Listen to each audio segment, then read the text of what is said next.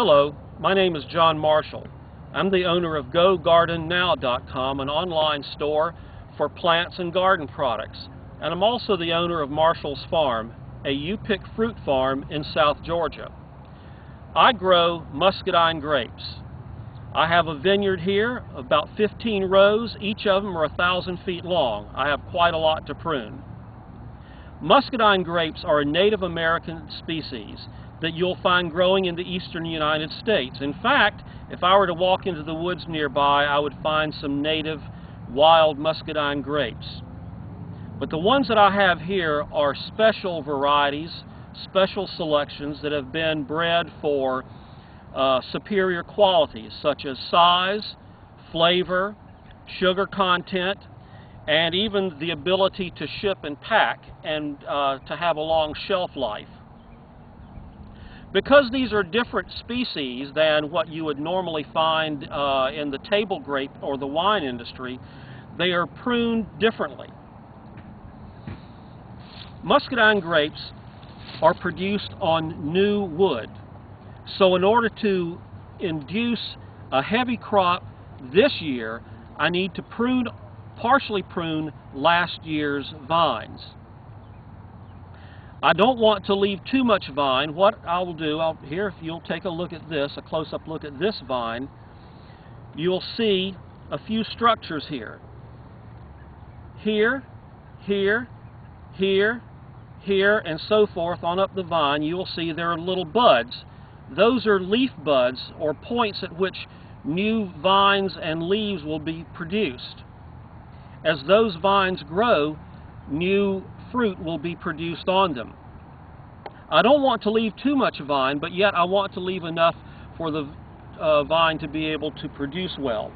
So what I'll do is leave approximately 3 or 4 nodes on this vine. What is a node? Again, a node is that little bump that you see there where the new vines and the leaves are produced. This section in between is called the internode. So I will count 1, 2, 3, 4, and I'll clip it right there. Again, let me show you. 1, 2, 3, 4. I clip it right there. And again, 1, 2, 3, 4, and I clip it right there. Well, as you can see, with over 1,000 feet of row, I can't really be taking a lot of time to prune each one as carefully as I just did. So I will prune faster and just simply try to estimate the length on these vines. Now, it won't always be exact, to be sure, but it'll be good enough. And sometimes that's what we have to allow for in any industry. I'll begin to cut faster, clip a little quicker. Most of my attention is given to the larger vines. There are some very small vines that you'll see in here. I usually do not give much attention to those. Sometimes I might. But as you can see, I can begin to work more quickly.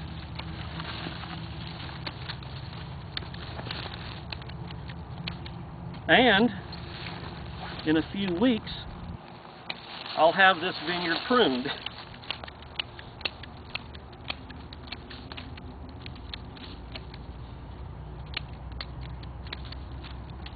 I come across all kinds of things in the vineyard when I'm pruning.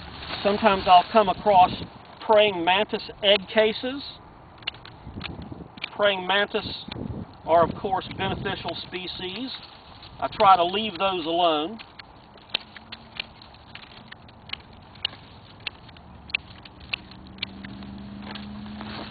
And so it goes.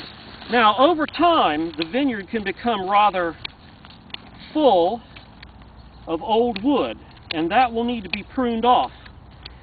With a lot of old wood in the vine, it makes it very difficult to maintain and to pick the crop, so it must be removed. I'm not going to show you how to do that today. We'll leave that for another episode. If you would like to contact me to learn more about pruning muscadine grapes or growing them, take your web browser to GoGardenNow.com. At our home page, look at the very bottom and you will see a Contact Us link. Click on the Contact Us link and it will provide a form for you to fill out, an email form. Simply give me your name, the return email address and write your question, and I'll get back with you as soon as possible. Thank you so much for coming with me today into my vineyard, and I hope to hear from you soon. Goodbye.